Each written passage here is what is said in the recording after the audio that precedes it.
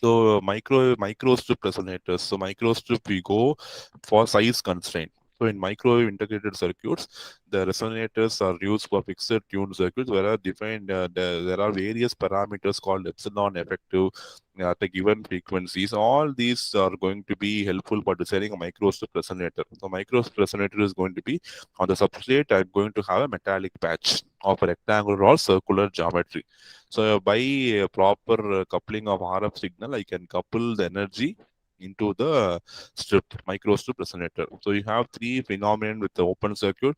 The fringing field section beyond the physical strip, radiation loss will happen, and radiation loss will produce an antenna effect. So microstrip resonators may behave like a microstrip antenna.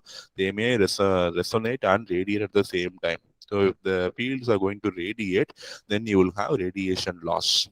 A, but they say that mostly A is going to dominate when you, with respect to B, when you properly design the structure of your micro